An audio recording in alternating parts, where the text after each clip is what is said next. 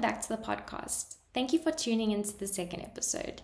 Before we start, I just want to say that we are going to be having two different topics for our guests in the future. We're going to have guests either in the parent category or the expert category. And the reason why we're going to do this is so that we can speak to parents about their journeys, their struggles, and anything else that they want to speak about. But we also want to have experts so that the experts can give advice and tips for the parents on a range of different topics. Our first expert is going to be Nette Hargreaves. Nette is a human design practitioner, author of Purposeful Parenting, and someone who specializes in helping families find their children's unique energetic blueprint, the way they're wired to learn, communicate, and thrive. Nette's work is all about creating more harmony at home, reducing conflict, and helping parents feel confident in the decisions they make.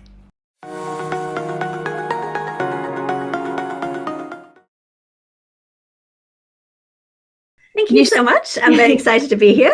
Yeah, so I'm at the moment a parent to a 14-year-old, so I'm in the teen phase. And the very short version is like the transition into motherhood was very significant for me because it felt like it stripped away all my previous identities, sort of everything that I was before. All of a sudden, it's like, well, now you're a mom. And I had to work through like a lot of conditioning around like, what does that mean? Like, I want to be with my kid, I'm not going back to work while she's little. But equally, I'm still my own person and I still have my own needs. And, there's more in me than just being a parent. So that was kind of a conflict that took me quite a long time to work through.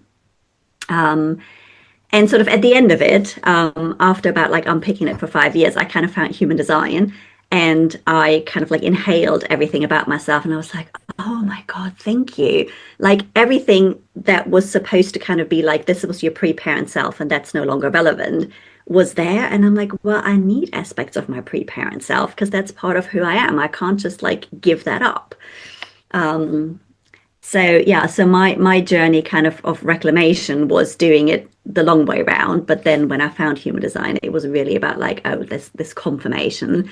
And also like in a way, this permission. It's like, okay, I'm not just making this shit up. Like this is really important to me and this is part of who I am. So it's kind of like giving me permission to be that and kind of let the stories go.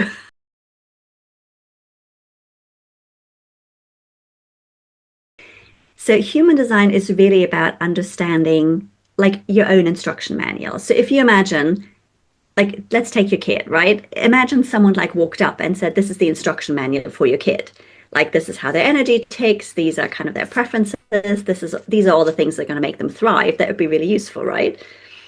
And that would be really useful for yourself as well, because in so many areas in life, we know where we thrive, but then there's stories around like how that's not convenient. Like, you feel really called to make a decision and then there's a little voice going, oh, it's not practical or it's going to put other people out. So I can't do that. I have to stay in my little lane over here.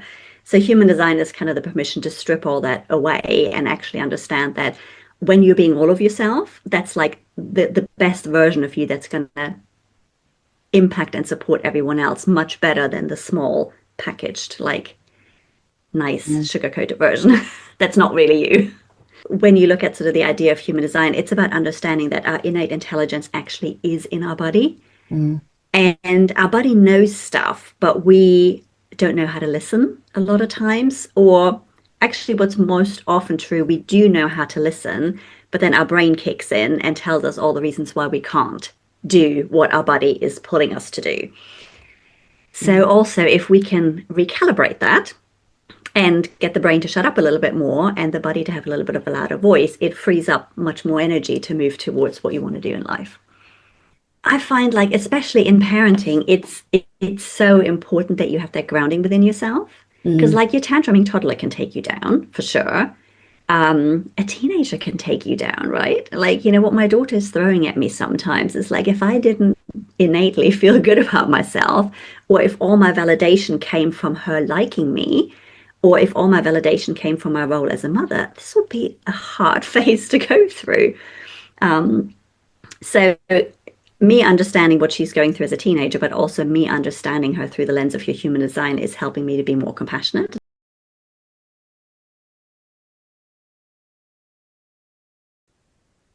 Well, I think when it comes to home education, so much more time with your kids, it feels like everything is amplified.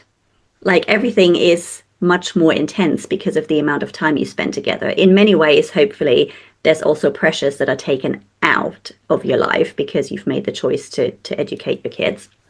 Um, so what human design can really do is can help you understand your kids as individuals and how they might operate different from you. Also how they might operate the same. So it could be like, oh, we're doing something this way and it works really well for both of us, but it could also be that it's like, oh, this way I want to home educate my child is like it's my learning style, it's my rhythm, it works really well for me, but it doesn't really work as well with my child. And then it's about looking at like where you can find the compromise and where you can find the accommodation. So I think my favorite part of human design is not just everyone in isolation. I'm really interested in the relationships between people and how we impact each other. And that's part of the point of writing a book about parenting, because essentially parenting is a relationship.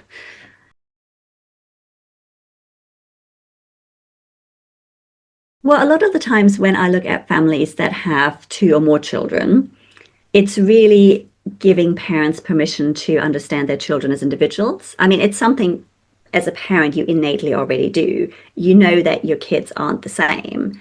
But what I hear often from parents is like this conditioning, like I must treat all my kids the same. Like, I must not kind of like accommodate over here or do something because then it's not equal. But if your children generally tick differently energetically and if they need different things, then actually you're being a better parent if you can make accommodations for that. So one kid might need more time to learn by like taking things apart and like physically experiencing it and like getting in there and understanding the mechanics of things, whilst you might have another kid who's quite happy sort of like learning in a traditional kind of like book learning way. Or you might be someone who's quite happy to sort of like learn from being taught, like say verbally or through reading. But if that doesn't work for your kid, then you also need to combine that with your kids' need to have that experiential part of it. Often also what happens is parents start to understand the dynamics better. So the dynamics between them as parents and their kids, but also sibling dynamics. And like, whose energy is dominant in which area and how can you be aware of that?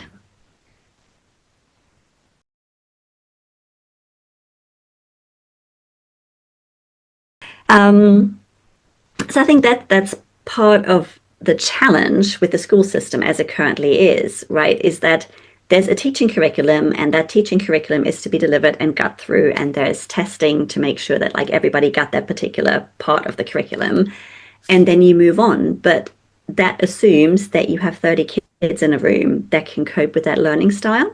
And we all know that that's not true.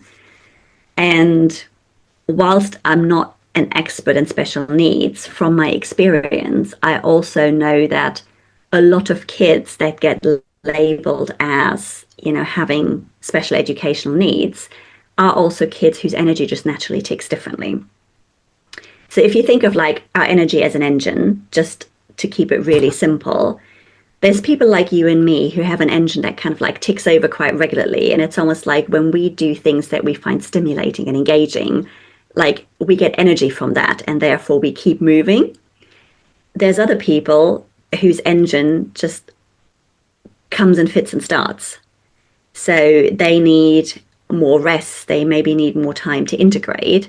But then when their engine kicks in, because it's had rest, it's like super, super, super efficient for a while. And they can do all the things. And then they kind of need to pull back. So that's something the education system doesn't accommodate. It doesn't accommodate different learning styles. So if you're someone who's open to like all the emotions around them, that can get stressful. Like when it's time for tests and everyone is stressed and anxious, you're going to pick that up as a kid and kind of feel that anxiety amplified. It could be that like your sense of identity is very malleable. So you're more like a chameleon. So it's really important that you're around people and in an environment that makes you feel good and grounded. So that's all of the different things that in a school system is much more difficult to accommodate. But even if your kid is in a school system, or if they're like in forest school or they're in groups, it's just good to understand like what might be happening for my kid, and then what do they need when they come back. So if your kid is emotionally overstimulated, when you pull them out, maybe they need to move their body to discharge some of that. Maybe if their engine ticks and fits and starts, they can be in all the environments, but they need to understand that like nothing is wrong with them because they're not go, go, go 24/7. It might be that, they're go, go, go in a group, and then they come home and they just need to like crash for a while. So I certainly remember like my goddaughter, she's in alternative education, the same as my daughter. And she's someone who does a lot of observing. And she's incredible. Like, she notices things that other people just miss. But because she's in that observation phase, she's not always in the thick of it. So I know at some point, her mum was concerned that like maybe she wasn't engaging enough, or she wasn't like in a particular friend group. And then they had a conversation with the teacher, and the teacher said, no, she's completely fine. She's just very observant and aware. And she can get on with anyone rather than being tied to just like a particular friend group. So it's also then, as a parent, understanding like nothing's wrong with my child. They are who they are. They just kind of operate in a world that doesn't always accommodate that. It's the same true for adults. Like, you're meant to function like this and you function like that. You're going to feel that conflict. And you don't have to do everything. Like, human design isn't this shackle that then like runs your life. It's just a tool that helps you get more out of life. If it goes down, it can also help you understand, like, okay, maybe these energy dynamics are at play right now, and nobody's wrong, and nobody needs to be like, disciplined, or, maybe we just need to understand that, we're different, or maybe we just need to take a break from each other for a little while. Yeah. Yeah. And what I also find with parents who start understanding themselves and their kids through the lens of human design, it helps you advocate for your kids better. So, if I'm having a conversation, say, with my daughter's teacher, and there's something said like, sometimes she can be quite abrupt, or sometimes she can say things that are quite unedited. I'm like, I know that's true about her. And I'm not going to necessarily go into like, it's because of this and that in her human design with her teacher. But also then when I come home, I'm not going to sit her down and say, you need to tone it down. I'm actually going to have conversations to try to help her understand that, sometimes she blurts out stuff that can be triggering for people, and to be discerning with that, like to not do it for the sake of like being provocative, but also to understand that sometimes when it happens, not everybody's going to like it. And I know from a home ed perspective, a lot of the families that I've been in conversations with over the last couple of years, most often the ones whose motor tick's a little bit different, like that goes and fits and starts, they're often the parents of the kids that come to me the most, or when I do teen parenting work with another practitioner. Most often it's parents with kids that have a slightly unusual profile. And then often they're the ones that are labeled as having special needs, or that are labeled as being disruptive. And a lot of times, actually, parents have gone, the school system can't cope with this, so I'm going to pull my kid out. But it's also giving the parent reassurance that their kid is who they are. They're not a problem kid. Yeah. And I've also had a lot of conversations with parents who said, well, I got my child an ADHD diagnosis, or I got my child an autism diagnosis. And often parents actually say, I'm not actually really sure that's true, but I needed the diagnosis to get them the help they needed to get in school. And the thing of it is, like, if your motor ticks and fits and starts, it's because, like, you're meant to do something that you couldn't do. You're meant to notice stuff that you couldn't notice if you were, like, over here in the hamster wheel all the time. So there's a purpose to it. Yeah.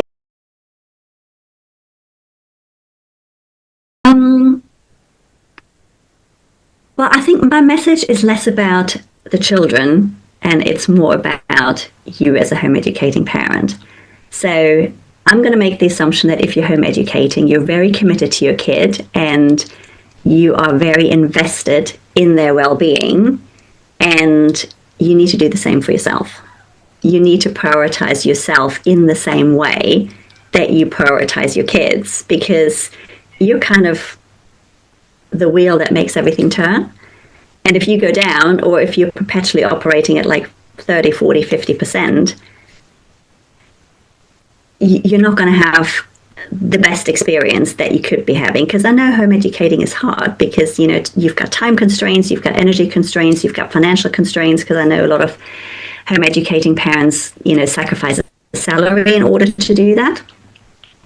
But you also need to want the best for yourself, and you need to want to have yourself looked after and taken care of in the same way that you want for your kids. And also, I don't know about paternal stats, but I do know that there are studies out there, and have been for a long time, saying that maternal happiness is the number one indicator in your kids' sense of satisfaction and fulfillment later in life. So it's not a luxury. It's not a nice to have. Like, looking after ourselves is actually, it's pretty vital.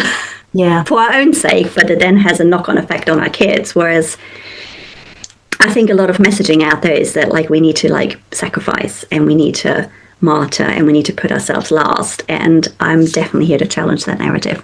Let's be realistic. It also depends on, like, where your child is at. You know, if you've got a newborn, you know, you can't just, like, take yourself off to, like, you know, go for a walk, like, for 3 hours a day.